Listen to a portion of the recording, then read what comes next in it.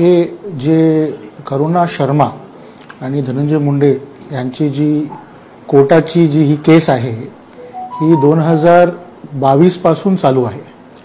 2022 मध्ये करुणा शर्मानी बँड्रा मॅजिस्ट्रेट कोर्टात महिन्याला 5 लाख रुपये ते 25 लाख रुपये मिळावे म्हणून एक कंप्लेंट दाखल केली होती। कंप्लेंट म्हणजे protection of woman from domestic violence act हे जे कायदा आहे ह्या कायद्याखाली कुठलीही महिला कुठल्याही माणसाकडून जिच्याबरोबर संबंध असेल महिन्याला मेंटेनन्स असे पैसे मागू शकते। 2022 मध्ये तिने 5 ते 25 लाख महिन्याला मिळावे अशी तिने केस केली होती। ह्या केसचा हिअरिंग वेळोवेळ चाललेला होता। नोव्हेंबर किंवा डिसेंबर 2024 मध्ये कोर्टाने सगळे आर्ग्युमेंट ऐकून एक इंटरिम ऑर्डर राखीव ठेवलेला होता। 4 फेब्रुवारीला, आज नव्हे 4 फेब्रुवारी 25 ला कोर्टाने आपला इंटरिम ऑर्डर पारित केला। त्यात कोर्टाने फक्त एवढं म्हटलेलं आहे की ही जी महिला आहे ही महिला बरोबर मुंडे साहेबांनी आपले संबंध कधी लपवले नव्हते। स्वतः त्यांनी मान्य केलेला होता की तिच्याबरोबर त्यांचं लिव्ह इन रिलेशनशिप होता पास्टमध्ये, म्हणून तिला निर्वाहासाठी इंटरिम मेंटेनन्स म्हणून प्रत्येक महिन्याला लाख रुपये किंवा 1.25 लाख रुपयेपर्यंत द्यायला पाहिजे अशी ऑर्डर आहे। ही 4 फेब्रुवारीला आहे। ह्या ऑर्डरमध्ये domestic violence, physical abuse, fighting वगैरे असं काहीही नाही आहे। फक्त त्या नियम खाली कुठलीही महिला मागू शकते आणि मुंडे साहेबांनी पास्टमध्ये ह्या महिलेबरोबर आपले लिव्ह इन रिलेशनशिप हे मान्य केलेले होते, म्हणून मंथली मेंटेनन्स म्हणून तिला लाख रुपये, फक्त लाख किंवा 1.25 लाख रुपये देण्याची अशी ऑर्डर आहे। ऑर्डरमध्ये दुसरं मुंडे साहेबांबद्दल त्यांच्या कुठल्याही रिलेशनशिपबद्दल काहीही लिहिलेलं नाही।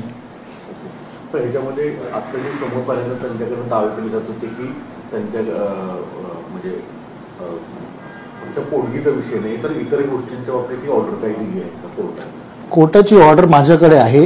कोर्टाच्या ऑर्डर आता मी बघतोय, टोटल ऑर्डर कोर्टाची ही आहे 24 पॅराग्राफची, 24 पॅराग्राफ्स, 25 पॅराग्राफची।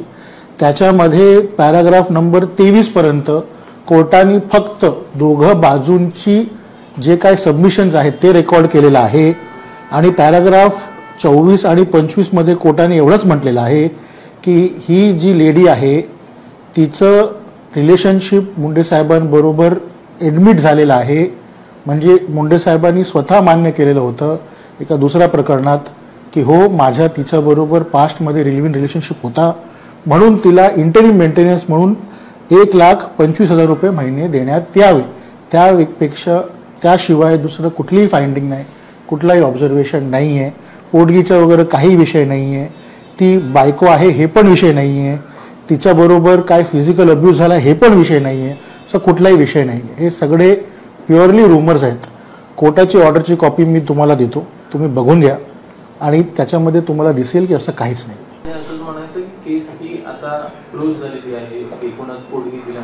करुणा बघा, हे पोटगी शब्द वापरणं बरोबर नाही होणार, कारण पोटगी शब्द हा आपण एक लग्नाच्या संबंधाबरोबर जोडतो।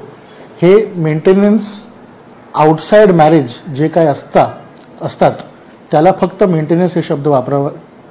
आता ह्या केसमध्ये तिचे मेन जे क्लेम आहे करुणा शर्माने बरेच क्लेम केलेत। आपल्याला सगळ्याला माहिती आहे की करुणा शर्माजी हे 2020 पासून येऊन कुठलेही काही केस फाईल करतात। त्यांनी मुंडे साहेबांच्या विरुद्ध इलेक्शन पिटिशन पण फाईल केलेलं आहे। जे कोर्ट आहेत त्या सगळ्या कोर्टात त्यांना जायचं हक तर आहे, पण ते हक बजावतात पण आहे आणि जातात आहे प्रत्येक कोर्टात। तर ह्या केसमध्ये त्यांनी काय क्लेम केलं आहे की मला वाईफ म्हणून स्वीकारावं असं त्यांनी विचारलेलं आहे। त्यांनी असं सांगितलेलं आहे की मला प्रोटेक्शन द्यावा, पोलीसची प्रोटेक्शन द्यावी मला, कारण मी पॉलिटिशियन आहे हे वगैरे वगैरे। मग त्यांनी सांगितले की मला काय 25 कोटी रुपये पाहिजे।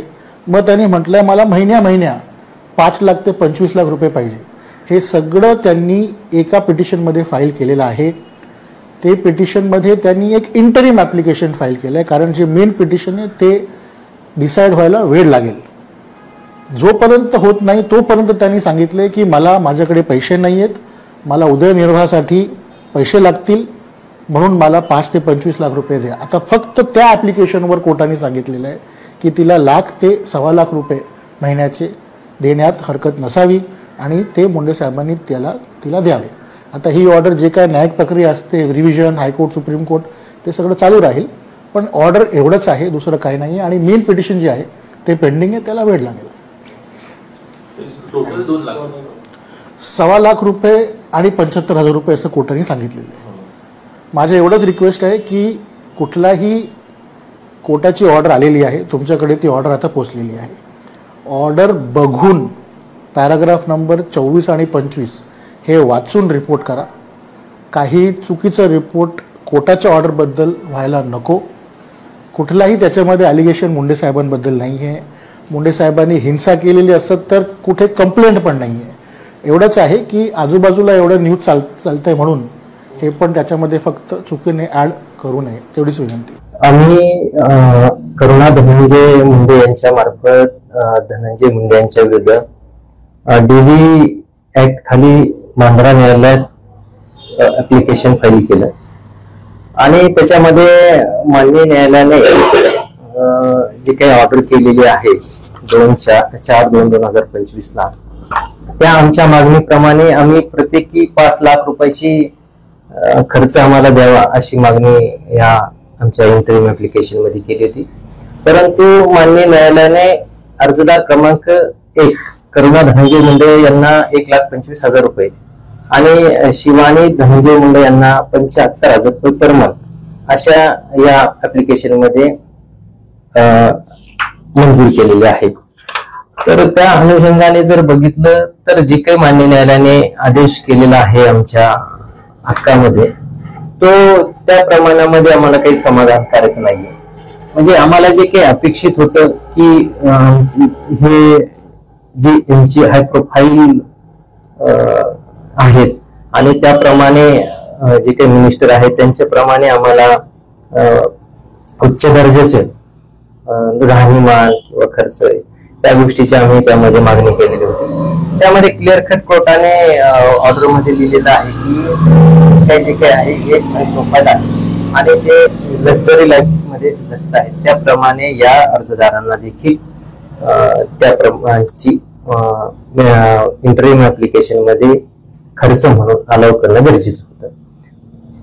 परंतु तशा प्रकारची आमच्या समाधानकारक आम्हाला काही अमाऊंट जी अलाव केलेली आहे ती काही तशा प्रकारची नाहीये. त्यामुळे आम्ही यानंतर पुढील न्यायालयात या संदर्भात अपील करणार आहोत.